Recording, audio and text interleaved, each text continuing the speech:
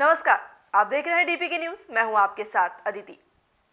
कृषि कानूनों के खिलाफ किसानों के आंदोलन का आज 23वां दिन हो गया है। अभी तक सरकार और किसानों के बीच बात नहीं बन पाई है। गुरुवार को सुप्रीम कोर्ट में मामला गया और सुनवाई भी होनी थी और सभी को ये लग रहा था कि ये मसला अब सुलझ जाएगा, लेकिन गुरुवार को होने वाली सुनवाई भी टल गई। सुप्रीम कोर्ट का कहना है कि सभी की राय लेने के बाद सुनवाई की जाएगी। अब ये सुनवाई अगले हफ्ते वेकेशन बेंच करेगी। इस बीच किसानों ने कहा है कि वे अगली रणनीति के लिए वरिष्ठ वकीलों से मिलेंगे। इस बीच कृषि मंत्री नरेंद्र सिंह तोमर ने गुरुवार को 8 पन्नों का पत्र भी जारी किया और किसानों को इसे पढ़ने का अपील की है। क्या है देश भर का हाल, आइए जानते हैं।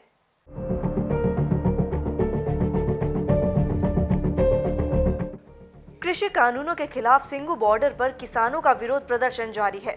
किसान मजदूर संघर्ष कमेटी पंजाब के दयाल सिंह ने बताया कि सुप्रीम कोर्ट ने जो कमेटी बनाई है उसमें हम यकीन नहीं रखते। अगर सरकार बातचीत कर काला कानून वापस लेती है तो ठीक, नहीं तो हम ये मोर्चा नहीं छोड़ेंगे। वे कहते हैं कि आगे की रणनीति के लिए अब वे कलिन गोजाल्वेस, दुष्यंत दवे और प्रशांत भूषण जैसे वकीलों के साथ विचार विमर्श करेंगे। इस बीच किसानों के विरोध में शामिल होने के लिए बिहार के सिवान से 1100 किलोमीटर साइकिल चलाकर 60 वर्षीय सत्यदेव मांझी 11 दिन में दिल्ली पहुंचे हैं। दिल्ली पहुंचने के बाद उन्होंने कहा कि मैं चाहता हूं कि मोदी सरकार जल्द से जल्द इन तीनों कृषि कानूनों को रद्द करे। जब तक आंदोलन वापस नहीं होगा मैं यहीं रहूंगा। केंद्र सरकार के कृषि कानूनों के खिलाफ गतिरोध गहराता जा रहा है। इस बीच गुरुवार को किसान आंदोलन के 22वें दिन कृषि मंत्री नरेंद्र सिंह तोमर ने 8 पन्नों का पत्र लिखा। किसानों को संबोधित करते हुए तोमर ने कहा कि कृषि सुधार किसानों के हित में किए गए हैं। तोमर के पत्र लिखने के बाद पीएम नरेंद्र मोदी ने भी इसे रीट्वीट किया और इसे जरूर पढ़ने और अधिक से अधिक लोगों तक पहुंचाने की अपील भी की। तोमर के पत्र लिखने के बाद पीएम मोदी ने ट्वीट कर किसानों से उसे पढ़ने को कहा है।